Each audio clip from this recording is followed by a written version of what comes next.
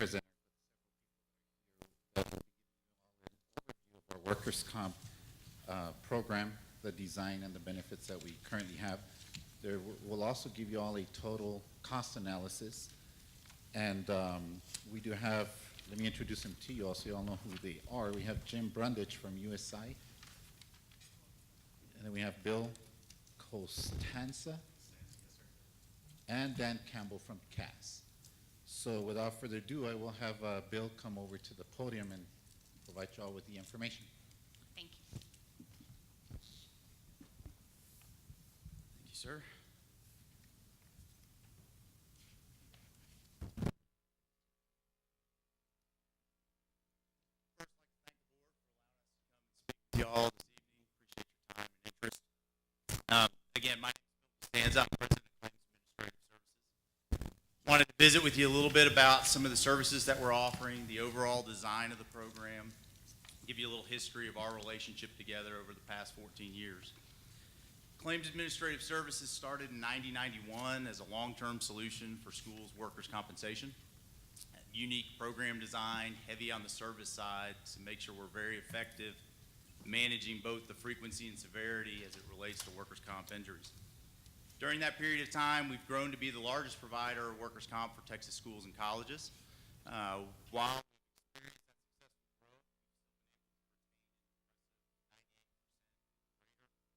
average of our clients year after year. Current totals over 400 districts. Regionally, we have 8 out of the 10 educational entities here in El Paso County. We're proud of that relationship. We appreciate our presence here. We're thankful for the community for embracing us. We've worked with Socorro since 2004, so we're celebrating 14 years of success with you guys. We've enjoyed our working relationship. I want to thank you again for the opportunity to earn your business. There are a couple of key points that help make a successful workers' compensation program, and I've kind of highlighted them on this slide. I'm going to briefly touch on each of them as we go. But it's critical that we have positive support with district administration for any successful comp program. Safety and loss controls, obviously a key. Always lead in with that one, because if we're effective with that, we keep your people healthy and well. We also don't have the incident, so in a loss-sensitive design, the overall expense is reduced. So we start with that, then we talk about the effective claims management. When we do have a claim, we do have something that needs to be addressed, it's important that we manage that effectively without sacrificing care or quality of care to your injured employee. Medical bill review. Medical makes up the largest percentage of a work-related claim, so it's important that you're effective managing that expense. And then, of course, we'll wrap up with the overall design, see where we've been, see where we're going forward, those kind of things. So first, district administration. Again, it's critical that we have employers that embrace our philosophy, and that's keep your people healthy and well. Let's manage the workers' comp. Let's do some things, inject some things like safety resources, do prompt reporting, have some good dialogue between people at the district. But again, that all starts with administration. Real happy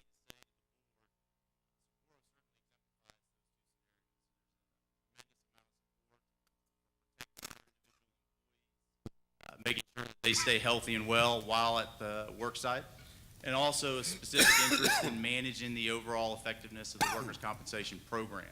So again, as a board, I certainly applaud you guys in the district for having administration supporting those two fundamental principles. I want to start with safety and loss control. The way we work as an organization is we assign a loss control representative. The one assigned to Socorro ISD is a gentleman named Baldemiro Gonzalez. He lives here in El Paso. He's got 33 years of experience as a safety professional. 13 of those years are working with the unique risk associated with schools. There is a certain uniqueness to the educational entities, and we're proud to have 27 years experience working with those. And we're certainly proud of the work Baldemiro has with his 13 years with us. Last year, Baldemiro came out to one of your facilities 54 times and conducted fire inspections, facility inspections, made recommendations on what he saw, what needed to be addressed to keep your people healthy and well. Also did some on-site training. So if we recognize some exposures, some things that could help educate your employees to do their day-to-day job in a safe manner, he highlights those and trains on those. Additionally, you guys have applied for some safety grants. We feel fortunate to be able to support your grant requests on several of those. Such things as custodial anti-fatigue mats at your campuses, ladders to help wash the buses, maintain the buses, some things with your crossing guards. All have been, funds have been requested, and we fulfilled some of those. We're proud to have the opportunity to do that. We certainly, again, applaud the district for making those requests. Ian, I just want to touch on it briefly because it's on the presentation. We have a sister company called Pathfinder that invented a unique mobile app. It was intended to hedge as a possible solution for minimizing threats, if you will. Initially, the premise was active shooter. It's evolved from that to include things like medical, weather, the list goes on and on. Basically, it's just that. It's a patent-approved application for a mobile device, basically a panic button, if you will. It's completely customizable. You can put the message, the alert, dictate who sends the message, who receives it. It's intended for a mass notification system to, again, get people ducking and covering, get people taking a positive action to minimize loss. Point of it making the bullet is, again, it's a sister company. Some folks at the district have asked about it. The way it's priced $1 a person per month. So for Socorro ISD and your number of people, it's roughly bear with me till I get my notes, a $79,000 cost. One of the things that, again, being family, we reached out to them, of course, with your interest in it, said, hey, is there anything we can do to make this available to these folks? So Ian and Pathfinder are willing to waive the fee for the first year should we receive a renewal on the workers' comp going forward. So again, we're appreciate Pathfinder and our family recognizing your interest in keeping everybody, students and faculty, healthy and well. So you have some information there. Again, if any questions arise from it, happy to answer those. So when you have a claim, it's important to embrace the effectiveness of managing that. The state defines workers' comp benefit. However, different TPAs like ourselves, different service organizations, claims organizations, handle business differently. Those that are more effective with communication, more proactive in the handling, have a lower average cost to claim. Some things here that are notable is through our relationship with El Paso and the region, we established an office in 2003. Office currently has 17 employees. The average tenure varies on folks, but the combined experience is over 185 years handling work comp claims. 100% bilingual service team here for Socorro ISD. We have a proprietary claim system that helps with some of those efficiencies in managing the claim that I just mentioned. Workflow engine, adjuster diary notes, data collection. Having worked with some of your folks in the risk management department, I know these pieces are embraced and held dearly. I know they use them on a regular basis. Again, your folks are busy analyzing and working on behalf of the district. We're happy to help with that.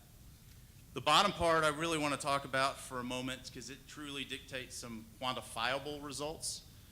This comes from an independent study where this particular entity did some analysis on service organizations like ourselves.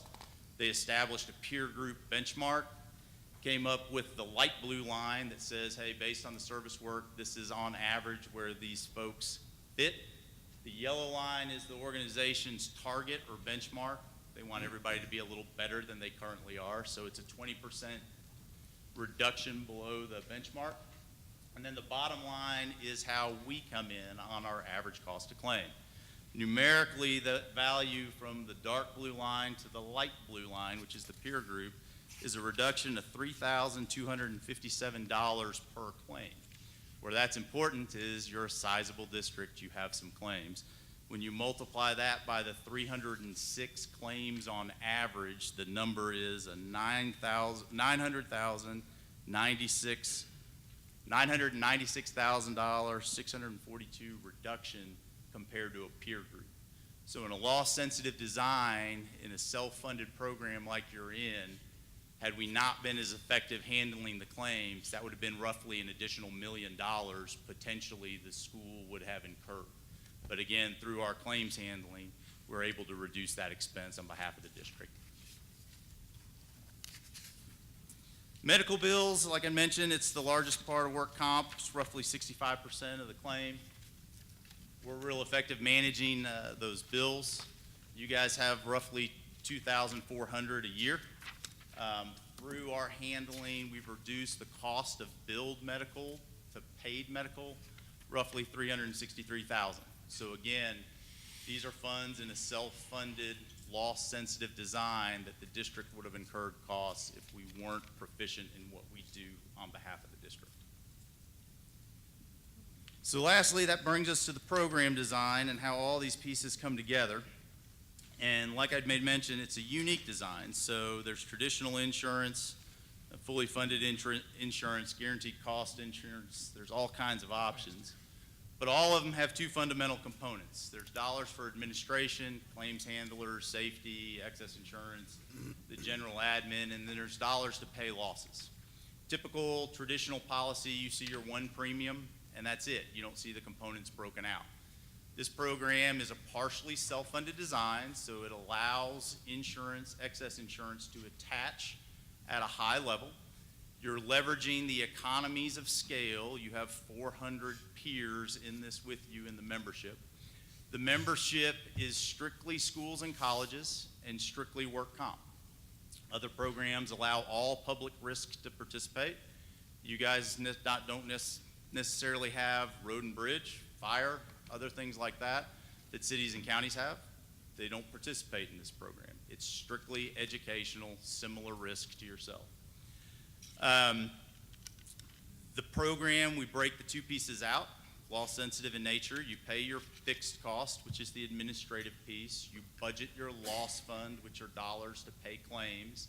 The sum of the two is your maximum cost for any given plan year.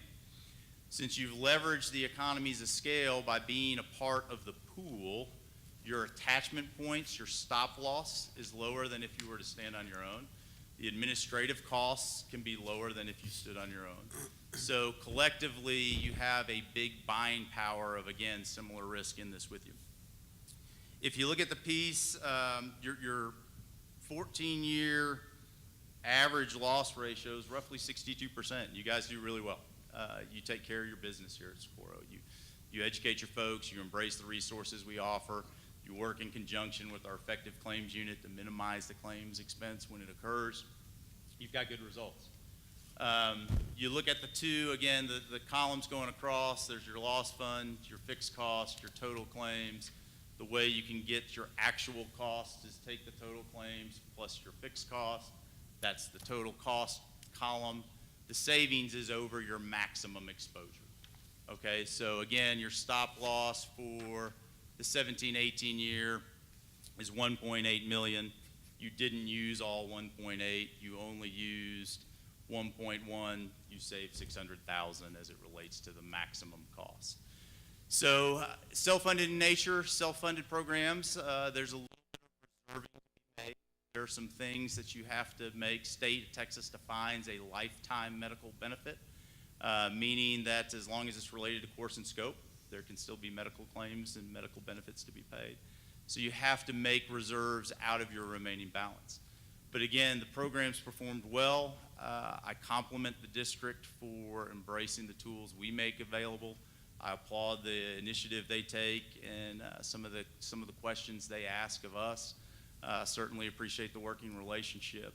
It seems to be successful here. The numbers, you have a copy of the program you can see up close.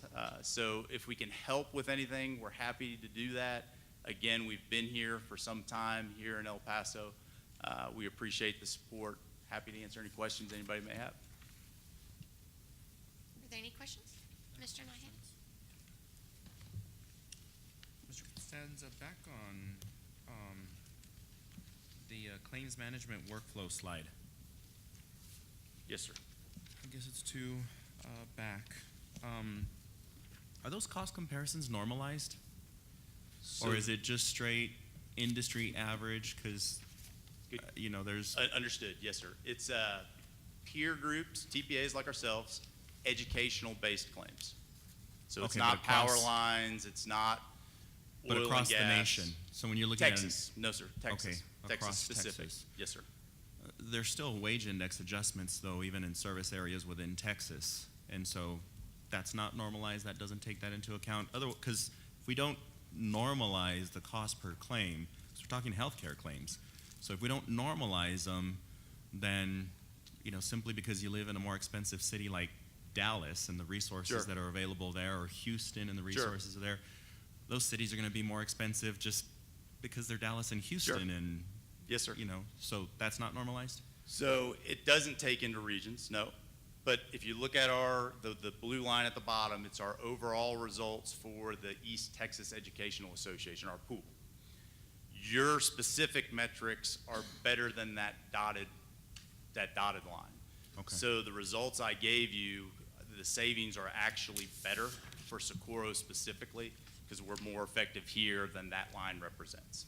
Okay. And then on the following page, medical bills, let's see, through effective review, CAS has reduced the fees associated with medical bills, an average of $363,000 annually. What's the nature of those reduced fees? Is Yeah. it unmedically necessary? Is it billing errors? Is it lack of documentation? What Good is it? question. So the state defines comp benefits, right? So there's a fee structure. So the first thing we do on any work comp claim is we look to the nature of the bills being submitted. For example, the maintenance worker that hurts his hand running a mower goes to get treated. Well, while he's there, he's been cutting grass, he's got hay fever. Well, the hay fever is not a work-related injury, so that's not one bill. Health stuff needs to go to health insurance. Work comp needs to be billed for work comp. So that's the first glance.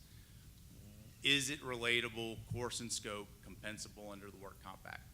So that's the Realizing, though, that if he gets treatment for hay fever, we're also self-insured for the medical, first. so we're Understood. paying it anyway. Understood. It goes from one to another. Yes, sir, it Yeah. does. But under the comp piece, again, we're only going to pay what's compensable under work comp.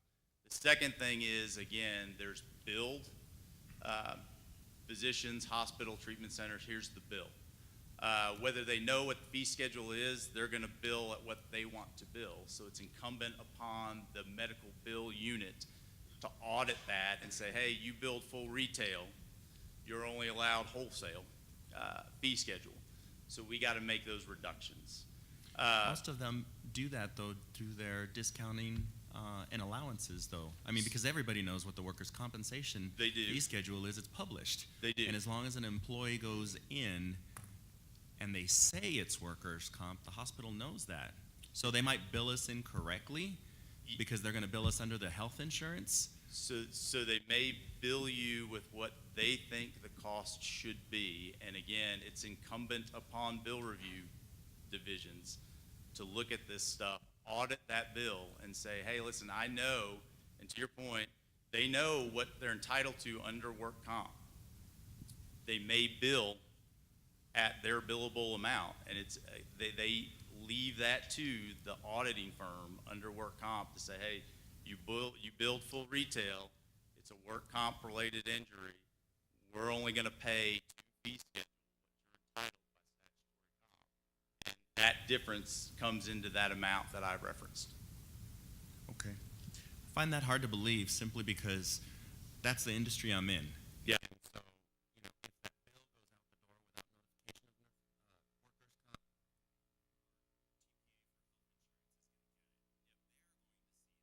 of workers' comp, comp, and they're going to deny it, and so it goes back to the hospital. It works both ways. You're exactly right. Right. And so when it comes to you, the hospital or any service provider already knows that it's workers' comp, and so for them to issue a bill at full rate, knowing it's workers' comp, is completely inefficient, and it complicates and increases the cost, which is part of my job and what we do, and I don't see that happen very often. Yes, sir. Because, once they know it's workers' comp, they know what they're getting. They Yeah. know what the write-off is. They know what the discount is, and so it doesn't make sense to bill $100 when they know that they're only going to get $70. Most of the times what they're going to do is write it off to workers' comp and get the $70 anyway. So it's surprising you're saying that still happens.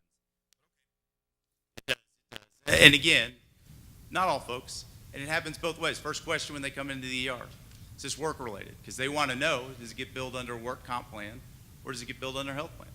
Health folks, comp folks the same way. Well, is this a work-related injury, or does it go under health plan? To the billing point, you want to make sure you're charging the right insurance line of coverage. And again, it's incumbent on the audit. That rarely is there a discrepancy when we recognize here's what's entitled. Rarely is there a discrepancy at that point. But it is incumbent on the auditing firm to say, hey, listen, this is billed what fee schedule allows. Yeah, I also want to be sure that we're not, that there are no providers that are providing what we would then consider unmedically necessary, because, what's going to happen there is you all are going to deny that coverage. It's going to go to the insurance company, our health plan, and they'll probably deny that too, saying, hey, that didn't meet medical necessity either. But, many times as a patient, they're not telling you what's medical necessary or not. If a doctor says, hey, you need this, you do it. And so the person who ends up getting stuck with that is the patient, which when you have a workers' comp injury, that's the last thing you want done. And so I hope that your organization also enforces the appropriateness of the treatment given and not just denying the claim, because, as a patient, you as a patient in need of care, you're typically not in the frame of mind to say, oh, no, wait, that's not treatment I need, because, I have my medical knowledge dictionary here and it doesn't say that here. That's right. We just say, okay, that's what I need. Well, and again, I think that's what's great about having the local presence, having the 17 folks that are here. They're very well versed in the medical community. They have a very good communication relationship with your folks in your risk management department. The 3-point contact in 72 hours, we're talking to the injured employee, the medical provider, the employer, all those happen. So we're all on the same page to start, because we don't want that either. Yeah. Okay. And then finally on the last slide, I think the total cost analysis detail. So the total claims, the column in the center is just, the fixed cost plus the total claims is the total cost, right? Correct. Okay. And so where do the savings come from? Because I don't think if I subtract total cost from loss fund, I come up with savings. Okay, you wouldn't. That's Okay. correct. You'd have to add the fixed cost plus the loss fund. That's the maximum potential expense for the district for any given plan year. So when you add the two together for the first plan year, you're roughly at 1.8, right? Your total claims were 800,000 plus your fixed cost. So that's 422 gets you to the 1.2. The 600,000 is the difference between where you are at that point in time compared to your maximum cost of the 1.8. Does that make sense? Okay, so if I add the loss fund plus the fixed cost, You're at 1.8. right, and I subtract then The 1.2. from the 1.8, I get 598? Yes, sir. Okay, I don't understand why I would do that, but okay, at least I know how you got your number. And the loss fund, that's our loss fund, right? That's our reserves. That's your loss fund for that particular plan year. Right. So Okay. if that number's too low or too high, then I don't get mad at you. I get mad at Mr. Ressa because he under or over reserved, right? That's basically just an estimate of what we think we're going to cost. So really, it's not savings. It's just that, you know what? Mr. Ressa screwed up on his estimate. No, sir. It's going to be the maximum cost. I'm sorry, Mr. Ressa. I mean, you got it wrong. Yeah. Okay, that's what the loss fund is, though, right? It's the maximum for any given plan year. So you'd have a remaining balance. I'm sorry, Mr. Ressa. What I'm trying to communicate is that it's an estimate, so that's not really like the total of our, that's really a guess. I mean, we could come in here and have, a busload of employees get into an accident, and that's a whole bunch of workers' comp claims that we would never, ever imagine or anticipate or anything. And so the loss fund, then, we under reserved. And you can see that, because we go from like 1.4 all the way up to 2 million, and then it drops down again. So, really, it's just an estimate. So I guess I don't understand my main point is, I don't understand why you're calling it savings necessarily, because it's not just savings, we overestimated. So it's the pricing component. The loss fund and the fixed cost, we've said this is what your costs are. The sum of the two is the maximum cost for any given plan year. The growth that you mentioned for the board, you haven't seen a rate increase in all 14 years you've been with us. The rate has stayed the same for 14 years. There's nothing else that has done that. I mean, expenses occur every other year, costs more. We've kept your rate stable for 14 years. What you see is that rate is multiplied by payroll. Fortunately, Socorro is a growing district, so that's what causes those prices to grow over time as you grow. In 2011, when we saw the budget cuts for the state, a lot of payrolls were decreased. Well, that number dropped. So Our number went up. well, again, if you weren't impacted payroll-wise, it would. So it's tied to payroll. So the sum of the two is your maximum cost. So what the savings piece is saying you didn't reach your maximum cost. So that references what's left for each respective plan year.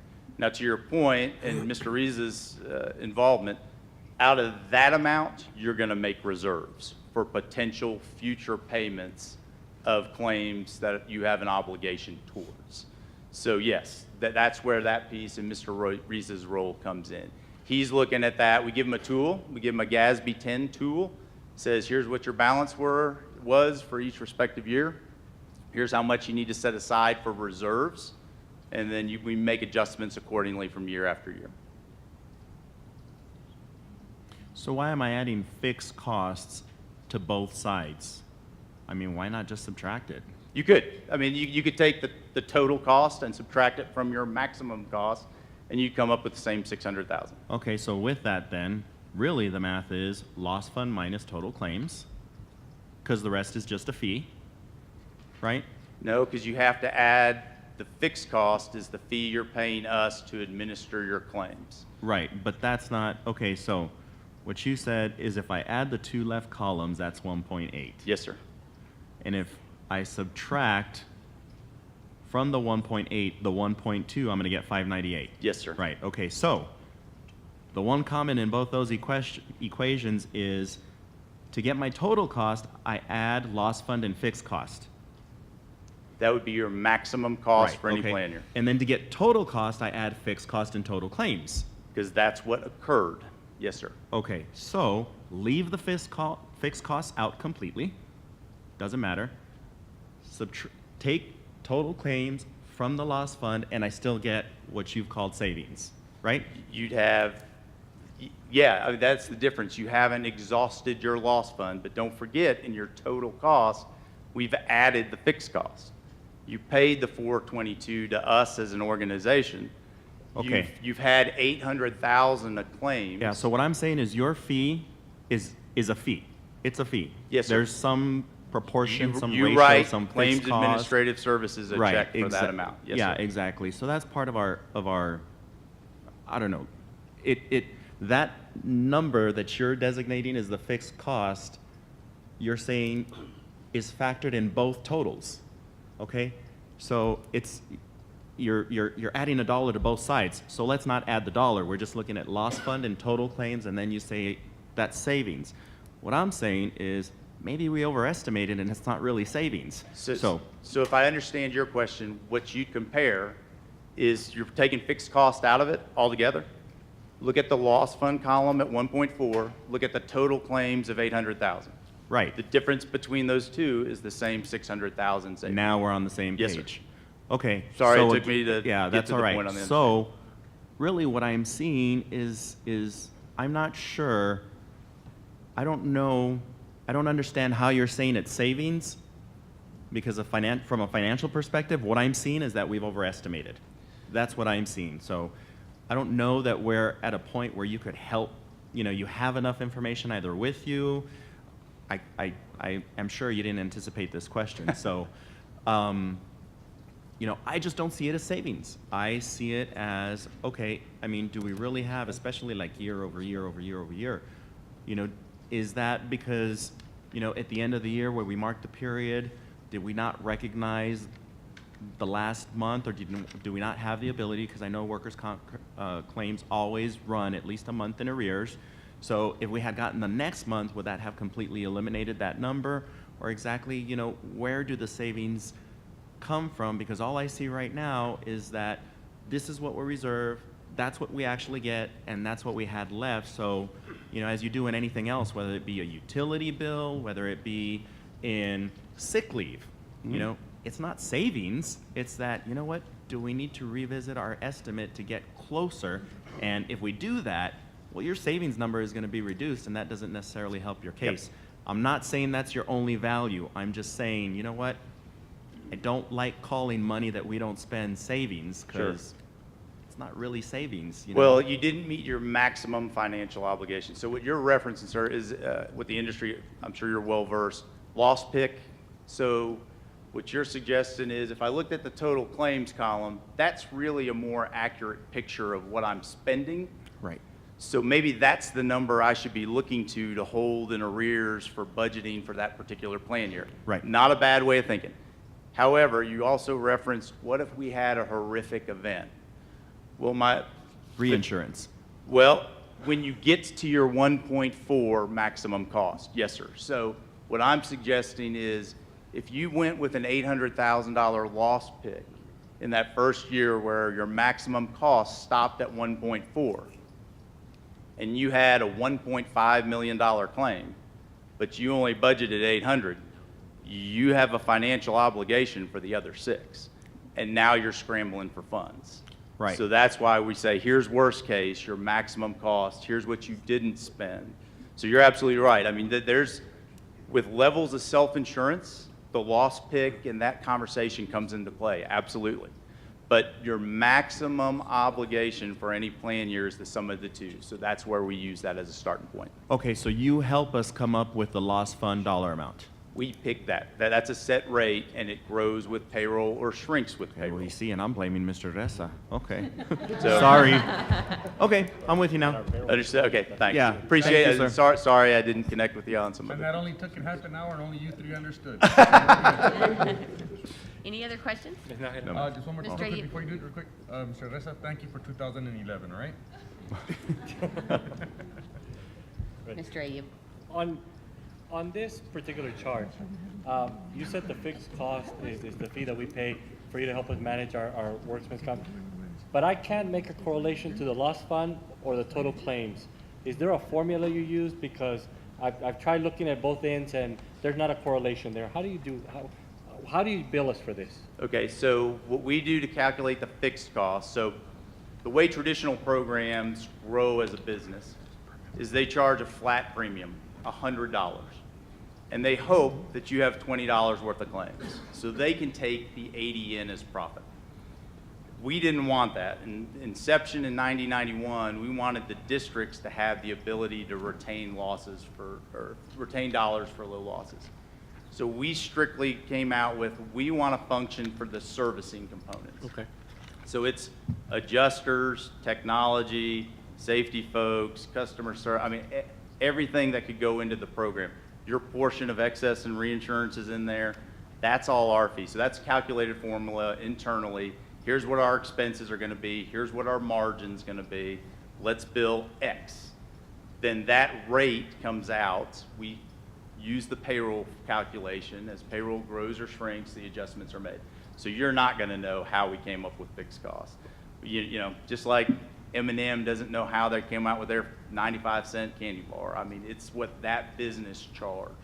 The way the loss fund's calculated is there is an excess policy that wraps its arms around the entire group. We look at each member in that group. We use that as the foundation to say you're a percentage of the whole. Here's kind of what we need for a stop loss. We make adjustments for folks with good loss history, adjustments for folks with bad loss history.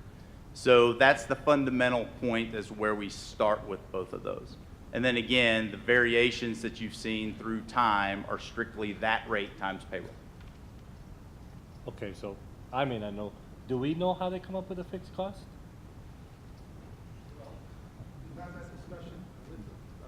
I realize there's a lot of factors and they have a formula, but at the end of the day, do we know how they come up with that? Because otherwise, they're sending us a bill and we say, okay, thanks. Well, we want to make sure we're part of this pool, we want to make sure there's a maximum liability that we certainly aren't going to be incurring. So we've had a discussion, we can certainly get that more information about the detail on the fixed costs. I'm more concerned about making sure that we have a maximum liability that we don't have to worry about, because we are partially self-funded, so to speak. Absolutely. And that's the goal that we're looking at this point, but we can get that information. No, I was just provide wondering that. if we know, because the answer I got a minute ago is, yeah, there's a lot of factors, and so basically, we're not gonna know, and I think we need to know, because if I also understood, like, for example, our lost fund is tied to payroll, and since 2007, our payroll has grown substantially, Yeah. and I don't see the lost fund grow substantially. Matter of fact, it's ups and downs, so there must be other factors here that I don't necessarily need to know. I'm not an accountant, but I was hoping you all know. So as being part of a pool, they certainly provide that information about I getting see. different school districts and so forth. And so we've had that discussion, but we Okay. can certainly get that information. The answer is, at Okay. this point, not Great. clear. And could we go back 2 slides, please? One more. Yes, sir. On that chart at the bottom and the real results, what do the numbers on the bottom mean? Are those dates? Is that like Yes, September sir. 2009? Those are plan years, yes, sir. Then why are we done in 13? What happened to 14, 15, 16? I mean, that's So- 5 years ago. Yeah, so work comp takes some time because of the lifetime medical benefit. It tends to run, reports tend to run historically a few years behind. It's the data. It just runs that way as an industry. You won't find quantifiable, comparable data for 17, 18, because those claims haven't developed, so it's green. So we have to go back to the most recent report, and this is this representation's most recent report. Seems like a long time ago. It does, yes, sir. Work comp, again, thanks to the state and the statutory definition of the lifetime medical benefit, claims can go on a long period of time, and until there's some resolution on those, quantifiable data is hard to gather. Thank you. Mr. Go Ayub, ahead. even it's funny, it's one of the challenges that we face as well. Even their billing rules are, 2-3 years behind. So while nobody else is accepting codes or, claims with certain things on them, workers' comp has to be billed that way because it takes them so long to catch up. It's, Settle the claims. yeah. Any further questions? No, sir. No, ma'am. Again, thank you, board. Appreciate your time. Thank Appreciate you. the opportunity to earn your business. Have a good night. Thank you. Thank you. Can we turn down the AC? And item Joe, 3B, can we make it presentation of warmer? fiscal year 2018, 2019 revenue estimates and preliminary budget. Mr. Reza? Yes, President Nájera, Dr. Espinosa, members of the board, we're here to present the final budget workshop with respect to the fiscal year 2018, 2019. Or give me your jacket. And the purpose of this particular meeting is to present to you the budget as it is and how we're going to request your approval on June the 19th after the public hearing. So with that being said, the agenda looks like this. We're going to just go over the final estimates with respect to revenues. We'll look at the budgets that you need to adopt that's required by law. Historically, we've always looked at supply budgets in the general fund for the last several years, and we'll go over that as well. We'll review the 3-year outlet projections and basically look at what we project to be our ending fund balance as well as our unassigned fund balance and have a discussion on that at that point. And we'll look at the public notice that's to be published.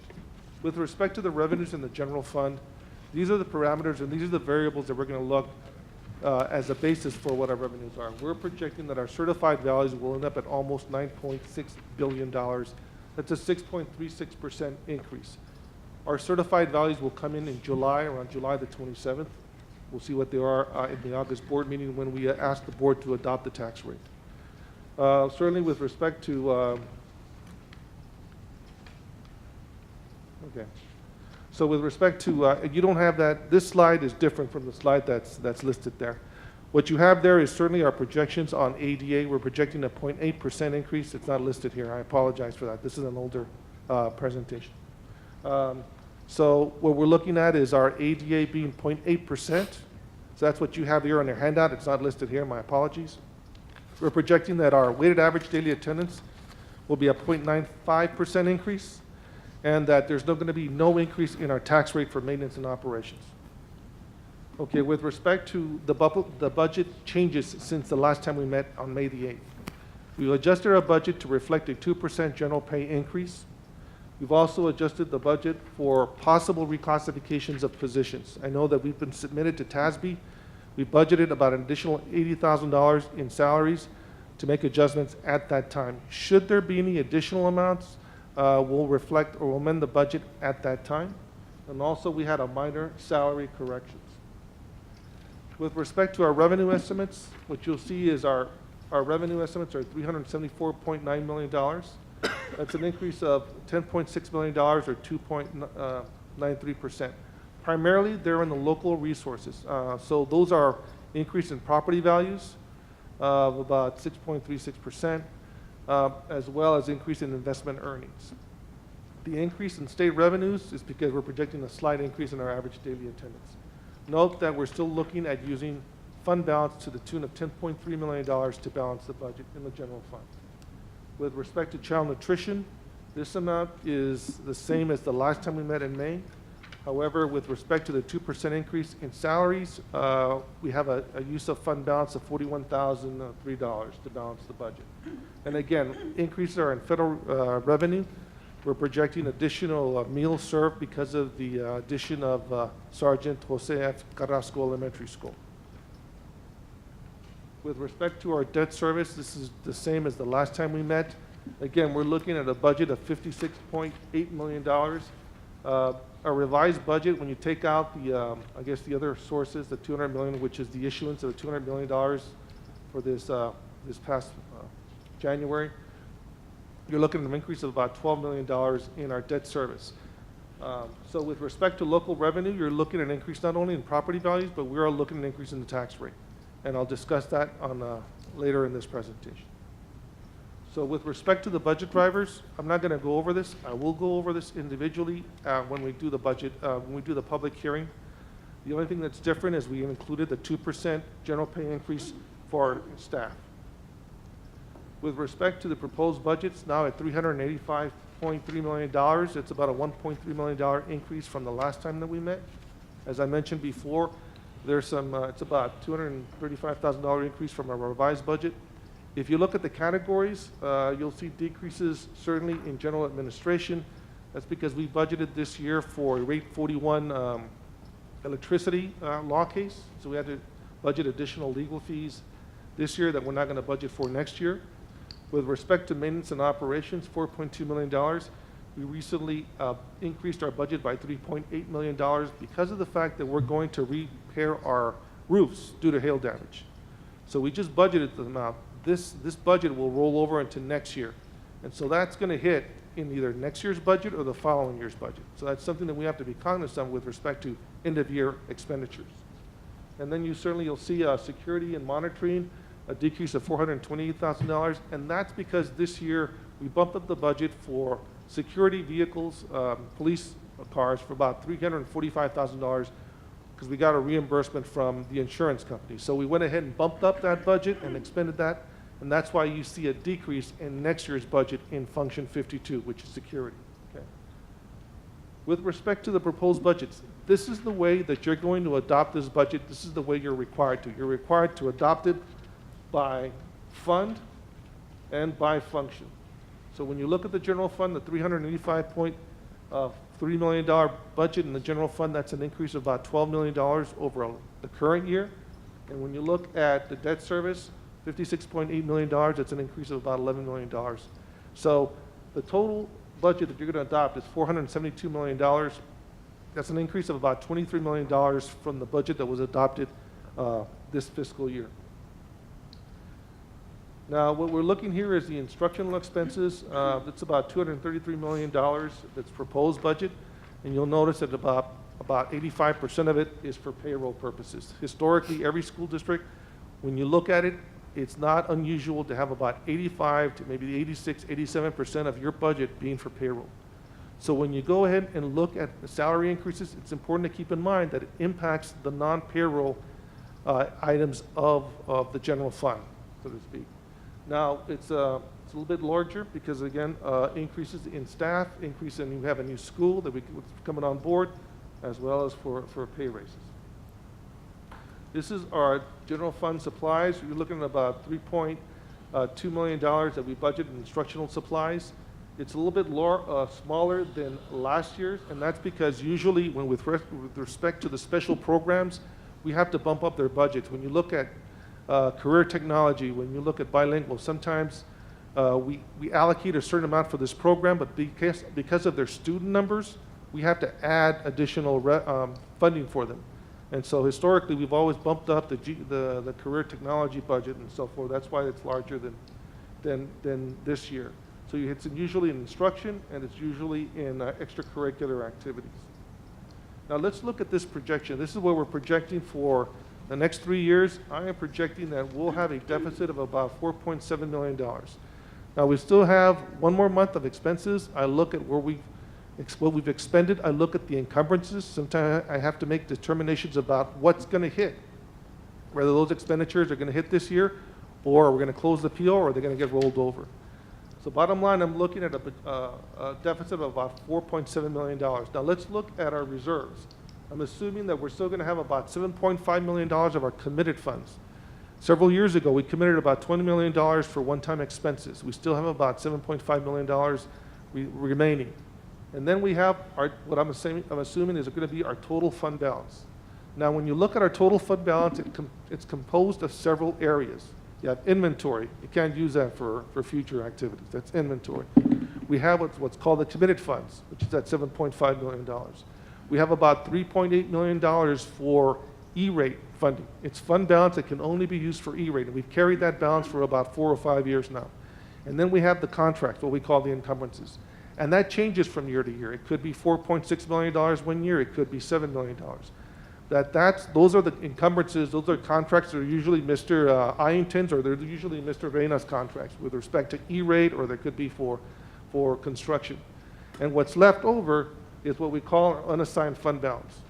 Now, people will say, well, you can use fund balance for salary increases. Well, that's not exactly what we consider best practices, because salaries continue on.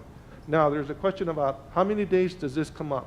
Well, 374 million divided by 365 days, you come out to about $1,025,000 per day. So when you divide that into 98 million, you're looking at about maybe 96 days of operating expenses. So our goal is to make sure that we stay within no less than 2 months of operating expenses, and that's the number that's here, and no higher than 93 million. So we're trying to reduce that through one-time expenses, because that's best practices. And so I'm looking at, this is our budget for next year. We're assuming a $10.3 million use of fund balance. So I list that there to match our budget, number one. But I want the board to keep in mind there's a couple of things that we're looking at for next year. First of all, we're building Carrasco Elementary School. So our construction budget that was remaining was about $25 million, and that changes. We're still building that school. It might end up being maybe 28 million. It may end up being 30 million. We don't know yet. We may not need some of the contingencies. So it could be at the end of the year when we finish it, there could be several $1 million of expenses that we'll have to take it out of the construction fund and charge it to the general fund. That's a possibility. We're also looking at the $3.8 million of roof repairs that we budgeted this year that will roll over to next year. Some of that's going to hit, okay? And then we're looking at healthcare. So with respect to healthcare, you're going to see an amendment, a budget amendment, on the 19th. I bumped it up to about $9 million where we budgeted, and then we're going to probably make as a contribution into the healthcare fund. Why? To keep it in the black. Now, Mr. Nájera, Mr. Ayub, Mr. Gonzalez, you've all seen our expenses every month. So it's important to keep in mind paramount is that we want to make sure our healthcare fund stays in the black, because that is our fund. It's nobody else's fund. We can tweak it, we make adjustments, and because it's our fund, this board had the ability to tell the administration, we're going to make changes, but we're not going to do it in 1 year. We're going to implement over 3 years. But even with those changes, we still have to make some additional allocations to be able to make sure that it stays in the black, okay? So that's something we'll look at, and hopefully we'll sustain it, and then we'll see if it changes. So, and then what we're looking at here, is some adjustments. Now, this scenario makes certain assumptions. First of all, that there's not going to be a change in the funding formula. I think there will be a change. I think that a lot of school districts are hurting. I think the legislature hasn't done what they're supposed to do, but I don't know what that is. So I have to make the assumption that there's no change in the funding formula. This funding formula also makes the assumption that there's no increase in the M&O tax rate. Now, this board has been very judicious and has not increased the overall tax rate for 6 years. Now, there will be a change because of the bond election, and we'll talk about that right now. But the bottom line is that at some point in time, it all depends on what happens with the legislature. And there might be some changes in the legislature which provide additional funding, but it may not be enough. But those are things that we'll have to discuss. So again, it's a scenario, it's a projection. It allows us to project out there to see certain trends and whether we're not caught off guard about things that might happen. Now, with respect to the tax rate, there will be some changes. I want to remind the public, and everybody already knows, that back in November of 2017, the voters of this school district approved a bond election of $448.5 million. Now, the district issued $200 million already of those bonds, so we can get started on the construction. And we still will issue $150 million in July of 2019, and the remaining 98.5 in July of 2020. Now, we have to raise the M&O, we have to raise the interest and sinking fund tax rate to finance the sale of these bonds. And it's important to realize that this next year that's coming up, our tax rate for the interest and sinking fund determines the amount of state assistance that we'll get in the next biennium. It's what's called the biennial lag. And I think I've mentioned to Mr. Nakada and Mr. Ayub that the last year of a biennium, when it comes to your debt service, your tax effort has a lot to do with how much state funding you're going to get to the following 2 years. So it's important that the board keeps in mind that when we ask you to adopt and approve the tax rate that we're going to recommend, that this board is simply ratifying what the public has already approved through the form of the election. So please keep in mind that if we go with the recommendation tax rate that we'll talk about right now, that the service, that it'll generate at least 46% of the debt will be covered by the state. But it's important that we do this. Now, Mr. Ressa, and that's the interest in sinking, the INS tax rate, correct? yes, sir, that's sir. And so this is what I want to mention. This is our tax rate is composed of two parts. It's composed of maintenance and operations, which is this, and then the interest and sinking fund. So this is our current tax rate. It's $1.27, and this is the same rate we've had for the last 6 years. I think it's an incredible accomplishment due to all of your work. Now, we're going to propose no increase for M&O. So we're providing a 2% increase for our employees in compensation. But I want this public to keep in mind that there's nothing that this tax rate that we're going to do has to do with our debt service, not with the M&O. Sometimes the public gets confused. They'll see a tax increase and they'll hear about a pay raise and they'll say, hey, well, they're raising taxes for this. This is not the case. We told the public that we would go up 10.6 cents. We kind of rounded it up. We're recommending a 10.58 increase in our INS, which is to fund the sale of those bonds, so that our total tax rate will be $1.38, okay? Now, our rollback rate is $1.42. What's the rollback rate? It looks to make sure that it gets your debt service that you need, but sees what your effective tax rate is for the maintenance and operations part and calculates that. So we're about 4 cents over that. Now, let's look at what's going to be published tomorrow in the El Paso Times, and it'll also be in the West Texas Courier, okay? 4 cents under? Not over, you meant under. I'm sorry. What did I say? You said 4 cents over the rollback rate. Over, Under. I'm sorry, yeah, exactly. Under. Okay. Under, I'm sorry. Okay, so this is what's being published. Now, this is from the Central Appraisal District. The average taxable value went from 104,000 to 112,000. That's almost 7.5% appreciation. Tax rate last year was $1.27, levied was $1,336. So what we're proposing is a 10.58% increase for $1.38, and because of this appreciation, you're looking at a tax impact of $218.59. Now, this appreciation of about 7.5%, represents about $107 of this increase. So, but it's important for us to level it because it generates the most revenue that we're going to need for the next couple of years. Keep in mind, we're still going to issue another $200 million in bonds, and we'll need it for those issuances. We project that by 2020, we'll probably be using some fund balance of an INS to be able to service the debt. So we'll publish the notice that you see here tomorrow in the El Paso Times. It'll also be in the West Texas Courier, but on the Courier's date, it'll be listed on Thursday. We'll have the regular board meeting in June, where we'll conduct the public hearing on the proposed budget as well as the tax rate, but you'll only be adopting the budget. In August, we'll have the regular board meeting in August. We'll again publish the notice. At that time, we'll use certified property values. Now, that means that usually this number will go down, but not by much. I really don't expect that much of a decrease. So it may be about maybe $200 increase, but it won't be that significant. But it'll be a big increase. Anyway, are there any questions with the information that we're presenting? Again, the changes that we're presenting to you in the budget are the 2%, as well as $80,000 for possible reclassifications. And that's where it stands at this point. Any questions? Nahida? Mr. Nahid?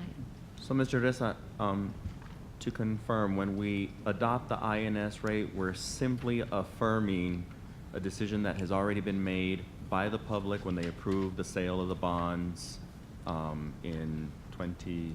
And November 17th. Yes, sir. That's exactly correct. Now, when we presented to them, we didn't know we were going to have a 6.5 or 7. The average market value of a household was going to go up 7.5%. So we simply showed them the increase. But that's exactly correct. And it's important that we do this in one fell swoop because it'll maximize the amount of state revenue that we're going to get for the next biennium.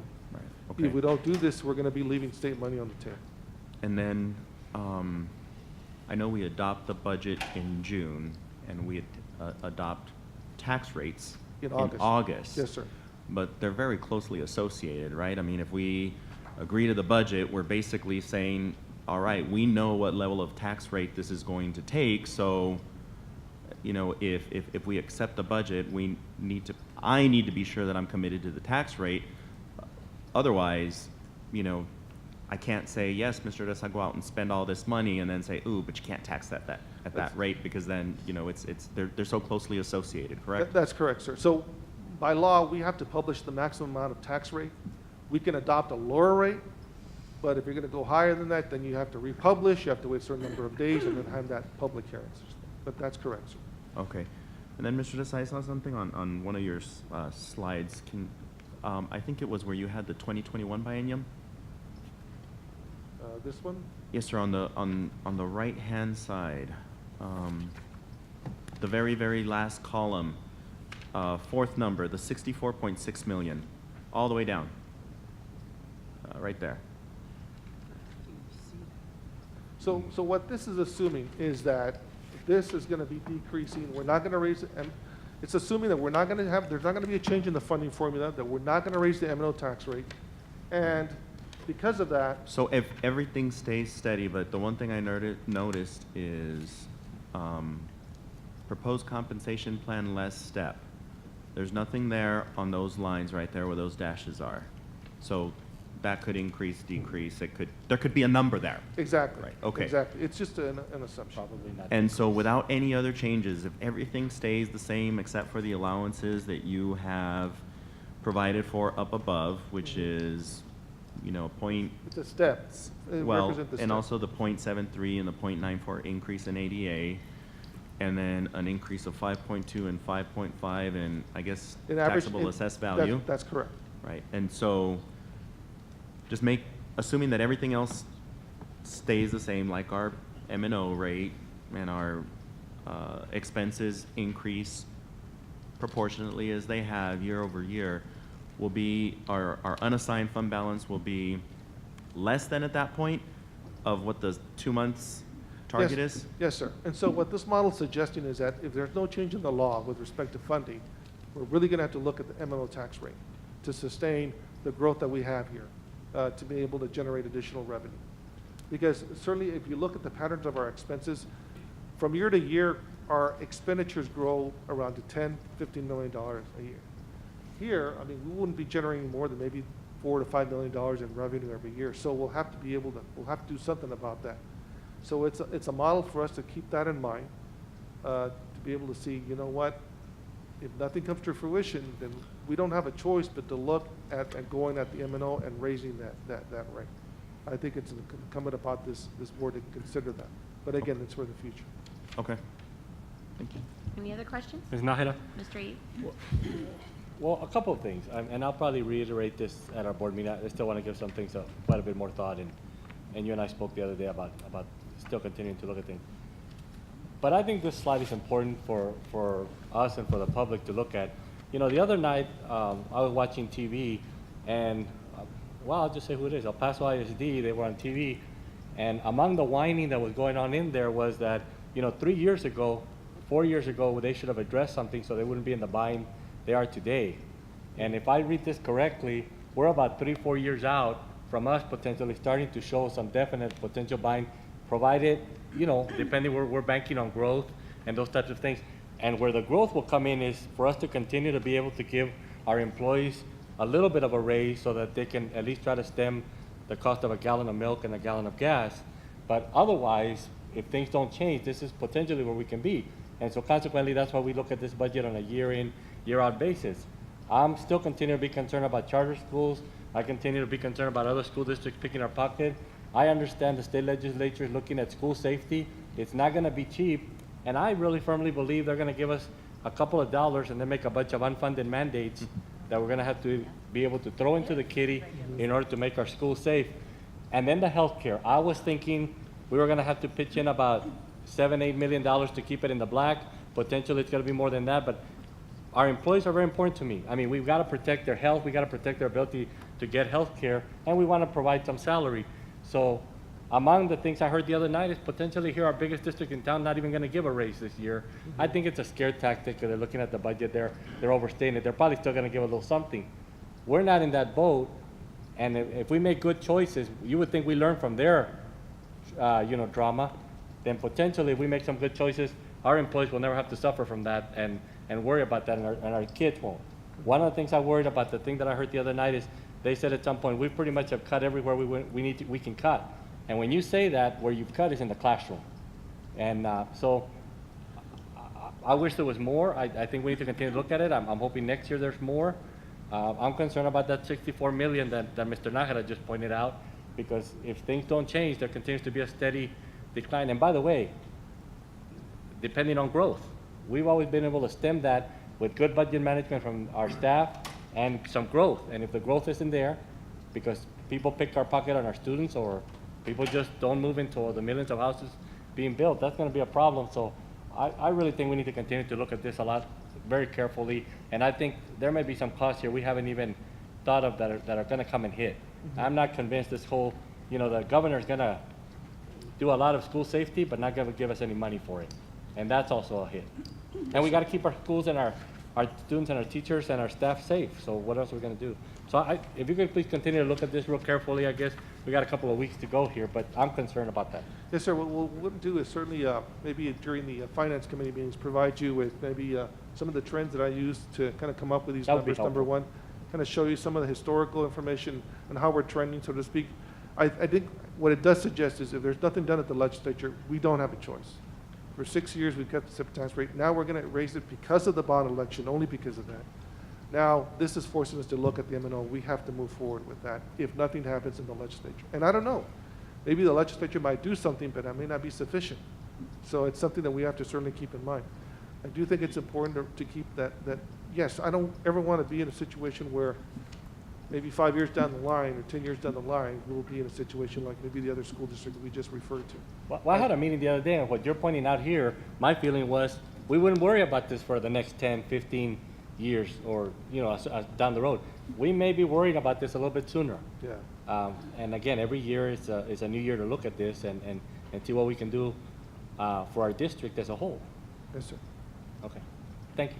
Any further questions? Thank you, Mr. Risa. Thank you. Item number 4, new business. A, consider approval of an agreement with the University of Texas at Austin. Ms. Proce? Oh, wait, I have comments on one of them. I said I have comments on one of these things. I forgot which one. Members of the board, I'm asking you for the approval of the agreement with UT Austin for the College and Career Advisors that we currently have at Americas, El Dorado, and Socorro High School. Motion to approve. I have a motion by Mr. Ayub and a second by Mr. Gondeta. Is there any further discussion? Ms. Nahida? Yes, sir, Mr. Nahida. Mr. Jose? I'm curious, why do we only have these advisors at Socorro, Americas, and El Dorado? It's a grant that was received many years ago by UT Austin, and it's through the application process. That grant is no longer available, so we don't have it available for the other campuses. Okay, so is it effective? Yes. So why it not is. have them at all 6 campuses? If we're gonna shell out $30,000, are we cutting the other 3 campuses short? And we're doing a little bit of that already. What we have is we have college tutors So through. why not do the same thing of what we're doing at the other campuses and save us $30,000? And again, it's through a grant that they pay. They pay for these advisors. They're worth about $40,000 each, and they're only asking us to pay $10,000 for the college and career advisors. So we're only paying a portion. Yes. Okay, so do we know what the cost is? Did you say 40,000? 40,000, So they that's pay what- 10. And No, there's we pay 10, and they pay 30. Okay, that's right, because this is 3 campuses, 10,000. All right. Yes, I sir. gotcha. The 30 and the 40 were thrown. I thought these were the only campuses that wanted them. No, sir, it was a grant way before my time, and it was that. Okay. They were given that. Okay. So, Ms. Grossa, there's no way to qualify the other campuses for the same? We did meet with a UT representative, and she said that sometimes they come back and they do make those available, or someone else will drop out and will not want to renew because of the expense that is now attached to it. So Ms. Tammy McCaven and I said that if that's available, that we would want to be informed, so that way we could apply for that opportunity. Okay, but even in that case, you know, the MOU doesn't, I will admit, I didn't read it in detail, but it doesn't prevent us from learning from these individuals and applying the same concepts at the other school, right? Yes, sir, and that's exactly what we're doing. What we do is we utilize these advisors to train others. We have college tutors that we now have hired part-time, because we can't hire them full-time. We have them almost at every campus, and they train them to do the same thing that they're doing at Americas, El Dorado, and Socorro High School. And we have had results. And if I had let you finish, that's probably what you were going to tell me. Yes, sir. I'm sorry. It's all right. I'm done, Ms. Nahida. Thank you. He's on fire today, man. Mrs. Nahida? Yes, Ms. Rodriguez. Ms. Grossa, we spoke about this in curriculum and instruction, and can you just kind of reiterate for the rest of the board what these staff members do, or what these folks actually do on these campuses? Yes, ma'am. What they do is that they provide guidance to our students for college application, FAFSA, career awareness. We also do college tours and trips that they set in place. They also help with the 100 scholars that you see and apply for. Socorro High School had an amazing advisor this year. We keep them for 2 years, and they work with our kids for 2 years, and then we get a new one. So this gentleman had been working with our kids for 2 years. This year, Socorro High School earned the highest amount of scholarships they have, I think, ever, over $14 million. And it was due to the work that has been done with the counselors and with the advisor, hand in hand, in the kids. So, like I said, this would be useful at every school at that level, but, you know, we're doing what we can with what we have. Okay, any further discussion? And all those in favor? Aye. All those opposed? And the motion carries. Thank you, Ms. Croce. Item number 4B, consider approval of cooperative program and data sharing agreement with the University of Texas. Ms. Croce? And this is a concurrent enrollment with UT Austin. It's not a dual credit. It is a concurrent enrollment. Students will receive college credit at the end of their year if they select to do so. And it will be UT credit on specific courses that our teachers will be trained on. Teachers will be facilitators of those courses. We will have UT professors that will work hand in hand with our teachers at the campus and will provide the curriculum to our students, but they will be trained. Our instructors are highly qualified instructors in the content.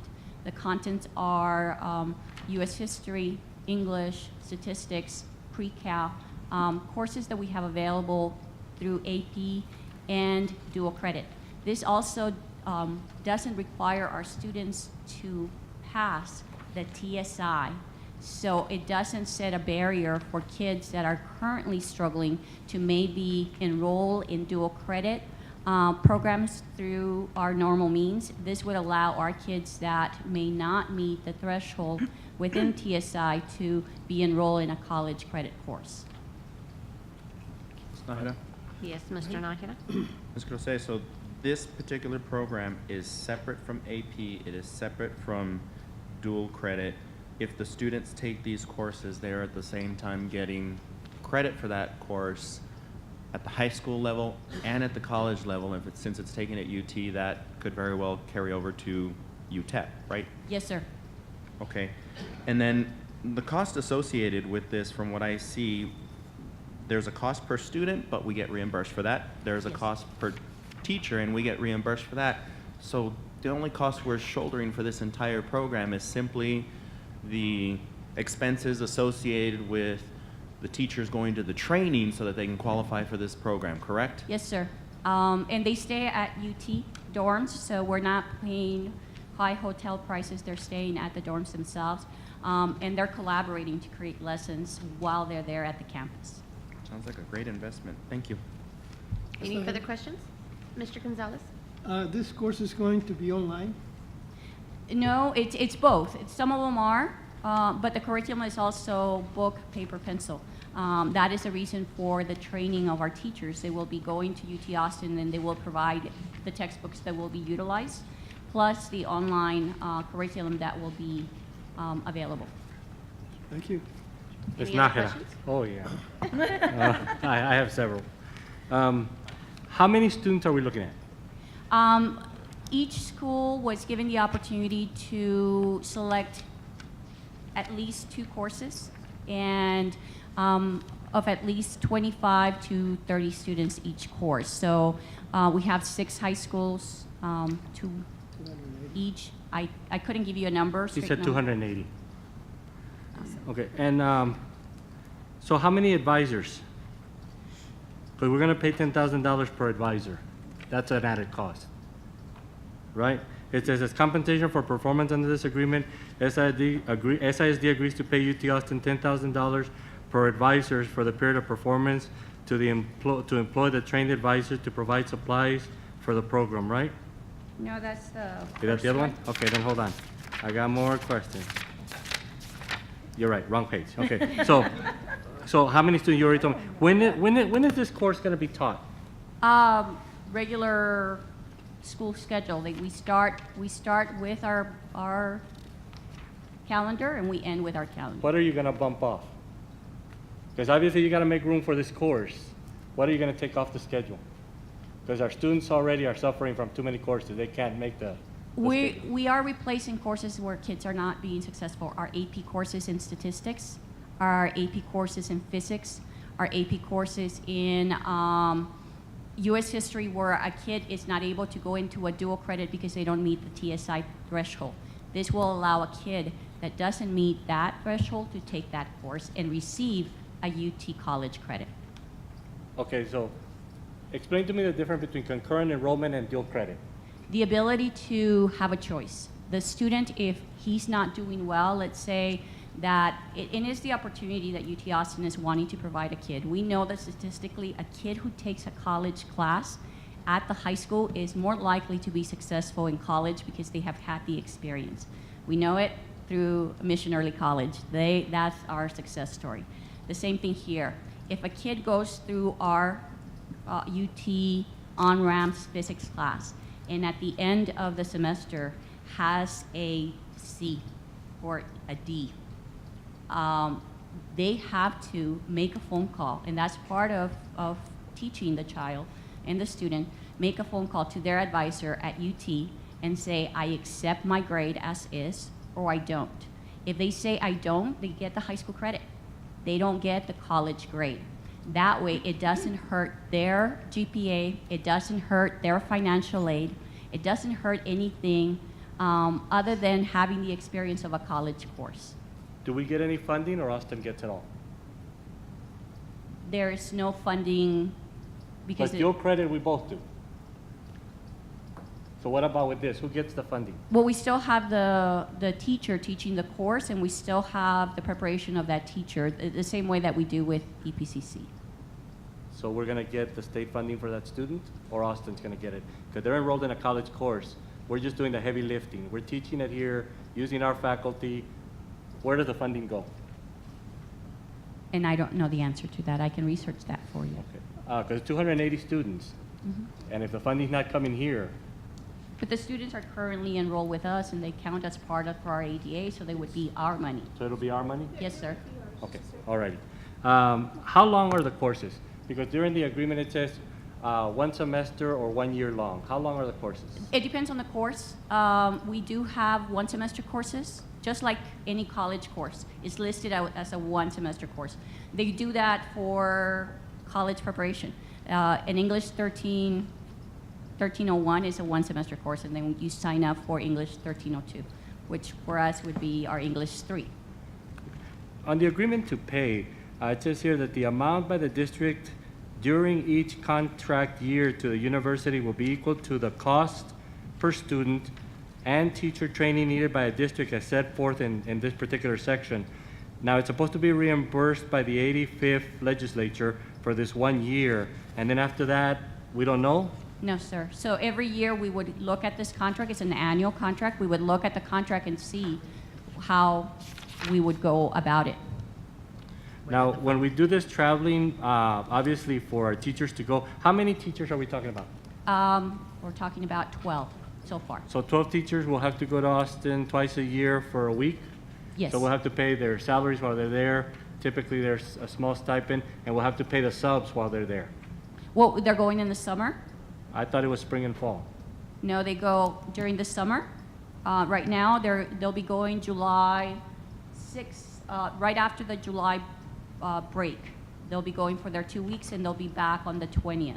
And then they again will go during our intersession time. Yeah, they have 2 trainings and the summer training, right? Yes. That's what the contract says. Yes. And then under responsibilities, under enrollment, in order for official enrollment on the on-ramps, dual enrollment, distance courses, students need to acquire all these information. Now, how are they going to do that? Are they going to send a representative to do it, or we do it online, or We do it the teacher online. does and- it? Yes, we're doing it online, and we have it monitored here through Advanced Academics. Mr. Frank Clark is monitoring this process and working with UT Austin. So how do we select the students? Because we already have pre-AP, we have AP. We're about to have dual credit at every high school for free, and now we're going to have to work through this thing.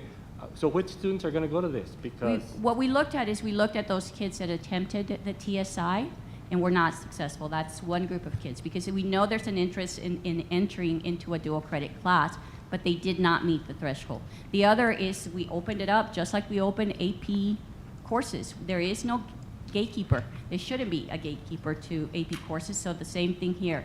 It is the belief of UT Austin and my humble belief that all kids can be successful if provided an amazing teacher, so that's what we do.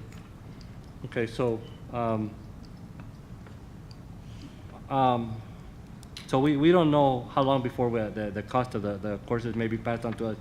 As far as on the ramp-up period, a student must complete a series of required assignments and summative assessments that are designed, designated, and evaluated by UT Austin faculty and academic staff for them to enter the class. How long does that take? Because that sounds like remedial classes to me. No, they're all at grade level. They're all, Because see, they're picking students that they know are going to be successful. They're not helping our students that have need. They're going to have them evaluate these skills. Can they be successful in their class to take them? They're not helping our other students. They're taking the cream of the crop and taking credit for giving them college credit. but they're not picking them, Mr. Ayub. We are, and they're self-selecting themselves, the students. Now what this says, and if they take these courses and the faculty at Austin approves them, they can take the courses, not us. Let me read this again, maybe I'm misunderstanding. It says, in part of the ramp-up period, a student must complete a series of required assignments and summative assessments that are designed, designated, and evaluated by the UT Austin faculty and academic staff. The student must earn a passing grade in order to be able to take their classes. So they're picking the students they want. We may say, we've got a bunch of them, but, well, these guys don't pass the assessment, they're not gonna be successful. No, sir, what we were given is the ability to have anyone that wanted to enroll in the class, enroll in the class. Okay, maybe that's what they've agreed in principle, but here, they're cherry picking who they want. Obviously, they wanna say, look, we did this program, and 100% of them got college credit. And I'm not sure that's beneficial to our students at all. And we are also not the only entity that is working. I was going to ask you, what other school districts are doing this? EPCC is currently working with them in creating on-ramp courses. We have EPISD, who currently has on-ramp courses. They are, for us, is Socorro and Isleta coming on board this year. But those are the current members that they're working. So district teachers, with professional development hours, approximately 80 for new teacher and 50 for the other teachers is what we're gonna have to make available to them, and we'll have to provide substitutes and those types of things. Some right? of them are online and webinar style. So yes, I mean, it is a requirement. Okay, and then what is the cost for us to provide one or more course coordinators? The coordinator is Mr. Clark, and we already have him in place. And he can do it as part of his workload? Yes. Well, the other thing is pay, and we've talked a lot about pay. And then we do have attendance of 2 one-day fall and spring professional developments, which we talked about. You said that'll be during intersession. The other thing is, I guess you have a list here of courses, and these are courses we already offer, Yes, which sir. is what we're offering to them. Now, this is where my point was a minute ago. Only students who have demonstrated their ability to successfully complete college-level work may attempt the UT Austin Distance Learning course. How do they demonstrate that? If they haven't passed the TSI, how do they demonstrate that? That's their requirement. But again, we don't pre-select those kids. We're being allowed to have any kid who wants to enroll in the course, regardless of grade, to take this class. Okay, so how do they demonstrate this part? The statement is this: only students who have demonstrated their ability to successfully complete college-level work may attempt the UT Austin Distance Learning course. How do they do that? But Mrs. Nájera? Ms. Rodriguez? Mr. Ayub, if you look at page 35 of our handbook, I'm on 36, but okay. if you look at that, right before that, it gives the prerequisites. So I'm assuming, and when we talked about it in curriculum and instruction, these are the courses that would be available, so the students would have to demonstrate and receive credit for the prerequisite classes and recommendation by the teacher. Is that correct? So is Ms. that the Rosa? case? yes, so in the online courses, and I apologize, I was hearing your question. Yes, ma'am. If a student wants to continue on their own and sign up for an online UT course, they would have to meet that requirement. But for these courses, they would not. So at this point, the on-ramps course for 2018-19 will cost $295 per student per course, which will be reimbursed at this point, but it's just this year. Yes, sir. So when we talk about these 280 students taking a course, if we want to continue this next year, that'll be a significant impact to the budget, which is one of the things we're talking about today. Yes, Do sir, we and have if- a plan on that? at Yes, this and point? if that's the case, then we go back to what we're doing, continuing to provide the courses through what we have. I was concerned on page 38 under as far as item D, that for legitimate educational interest. On-ramps will facilitate the exchange of information among institutions. Now, what institutions are those? Is that between us and Austin, or all the member institutions on the ramps program? No, us in Austin.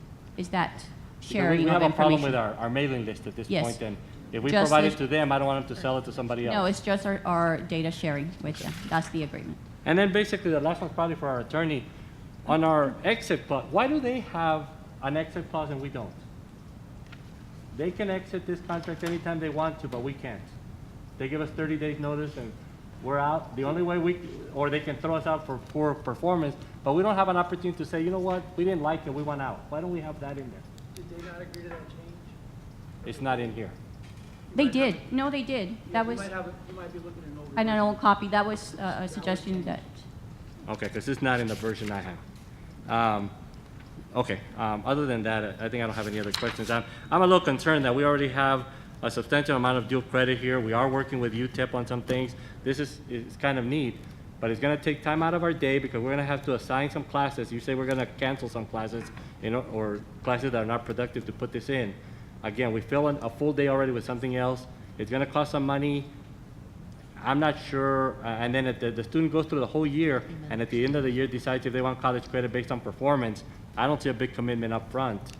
This is one of those things that it's really kind of a feel-good thing for Austin. I'm not sure we're getting a really good thing here. Mrs. Nájera? Ms. Rodriguez. Ms. Grosse, I apologize, but this is about 10 years a little too late, because I was looking on page 35 of all the courses that would be available.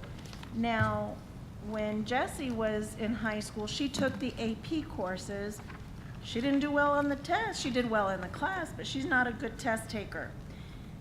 At UT, she had to take 6 of the courses that are listed here.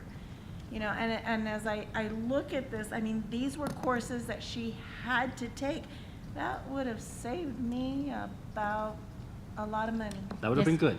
you know? yes, ma'am. But, you know, and again, we do have students that are interested in going to UT. I mean, Jessie was interested since about this tall.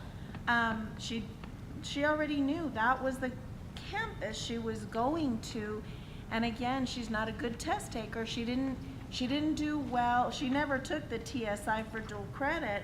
She really wanted to stay in the AP courses. She knew those teachers. She knew they were going to prepare her for college level work. However, she just didn't get the credit through AP because she just didn't test well on the AP test. But, you know, again, she had to take research and writing and rhetoric. She had to take statistics. She had to take earth, wind, and fire to geoscience, physics. She had to take all these courses as part of her basic plan. Her basics. Of her courses. So, Yes, ma'am. you know, again, I think this is definitely one of the things that, especially if the students are going to, I mean, I know there's not that many, but if we can offer them the different choices, we may have those students that are taking those AP classes and just struggling to pass that test. And I know we've talked about it before, but, you know, something Well, definitely to keep. But the only problem I have here is that this is hit or miss classes, 1 or 2 classes here and there. It's not following the pathways nowadays that everybody needs to follow. And what happens is as they earn some of these credits that are hit or miss, at some point it impacts their financial aid. They've got enough college credits, not on a path, and their financial aid runs out because they've taken too many college credits and they're not gonna get any more financial aid. On a hit of a class, I took an English class or something that they may or may not wanna pursue. If they were offering a path where our students are gonna enroll in these online classes to a bachelor's degree at UT Austin, I'd be the first one to raise my hand. This is just gonna add some college credits to their transcript that they're not, may or may not be able to Not use. necessarily, because, and again, when we were looking at all these courses when Jessie went to school, a lot of these, even in looking at the substitution courses for UTEP and EPCC, you know, you were able to substitute a lot of these courses. Like, you needed to have so many science hours. And, you know, the earth, wind, and fire and the physics, those counted as the science courses. That research and rhetoric, that was one of the courses, and I think, and I can't remember what, I want to say like 1301 or something like that. That one counted UTEP this course and UT this course and EPCC this course. So a lot of the courses did tie into what those required classes were. Well, then it would be nice if they published, you know, what degree plans these will work in. So if students are eligible to take these classes, I'm still not sure what students are going to be selected to take this, but the students that go into this, that, you know, how it ties to a degree plan so that they know what they're taking. Oftentimes, I get students that have taken college courses here and there, and now they've taken too many hours and they run out of financial aid. Because financial aid has limits. They won't keep paying for classes. Once you hit a certain number of college credit hours, you're out. And that would be the concern here on these little hit and miss things. And that is the reason, Mr. Ayub, that the coordinator is important. The coordinator will be working hand in hand with the counselor to make sure that they are following a degree plan, and to make sure that they're not taking courses that are not within their pathway. I see. Any other questions? I'm not crazy about it, but endless opportunities Motion around to here. approve. Second. It almost cost her arm and a leg. Yeah. Armin, I like it. I have a motion by Mr. Nahida and a second by Ms. Rodriguez. Any further discussion? No. All those in favor? Aye. All those opposed? And the motion carries. Thank you, Ms. Croce. Item number 4C, consider approval of First Amendment to option site ground lease. Mr. Inkton. Next. We're in a mood tonight, buddy. So. I know, go get some menudo, I might need it. I'm Good putting evening. it out over there. Good evening, I'm holding President. myself for Ms. Borrego for next week. I'm saving myself. No. Good evening, President Nyler, Dr. Espinosa, members of the board. Tonight we have a little clarification. If you recall, back in September of 2017, you approved and signed a cell tower lease for Montwood High School. And in that lease, we provided them with documentations that we found with the legal descriptions and everything on it. But once the company went out and surveyed the site, there was a discrepancy in what they surveyed. And this amendment, First Amendment, would correct that discrepancy between the, with the current lease. It's in the, in your book. It's just modifying a couple of excerpts and stuff that they got from the county in order to proceed with the construction. I've had our legal counsel, Mr. Blanco, review it, and since it was approved back in September of 17, we needed to bring it back to the board for your approval. So administration is recommending that we adjust the legal description as presented. Motion to approve. Second. Are they moving it? I have a motion by Mr. Nahida and a second by Ms. Rodriguez. Any further discussion? Yes. Are they moving it, or it was just there was a typo on the description? It Or was they a moving typo. it? No, Oh. it still stays in the same location. Okay. In fact, it was 900 square feet, and they reduced the area down a little bit more, but it stays in the same location. And I think that it shows a location on the, Well, and just as a note, in the future, maybe can facilities, or you all can you discuss the tower? I mean, the cell towers? Because let me tell you, to some extent, the one over there at East Lake stands out like a sore thumb. Maybe we need to set some parameters how tall the thing needs to be, because it really kind of stands out. That's one of the tallest one they've got. Yeah. Could you all consider putting that into the agreement? Because Sure. that one's just huge. They're big. Well, but did you see how That- tall that one is? Still not good enough. It's huge. It still doesn't work. That's still not good enough. Still Still not doesn't good work. enough? well, I Still don't doesn't think work. it's- It still doesn't work. I don't think it's Oh, completely the on. tower doesn't work? Yeah, I don't think it's turned on yet. Oh. Okay. Oh, It's not turned on yet. Well, but I That's just think helpful. it's very, it kind of, maybe when other things build around this, right now it's pretty disproportional to the whole area. Well, No, let's we wait can for put it to a turn star on, up and on if it that. works, then okay, maybe the height was worth it. Yeah, but This it's one kind of is- unsightly, come on. and the fact that it looks like a tree instead of an ugly cell phone tower. Well, that's nice, but That's I mean, That's good. that's a big Christmas tree. lights up too. That's a big tree. Okay. Come on. All those in favor? Aye. All those opposed? And the motion carries. Thank you, Mr. Iington. You're welcome. Item 5, executive session. The meeting is to be closed for consideration of administrative recommendation for the Assistant Director for Community Education under Texas Government Code Section 551.074. The time is 7:07.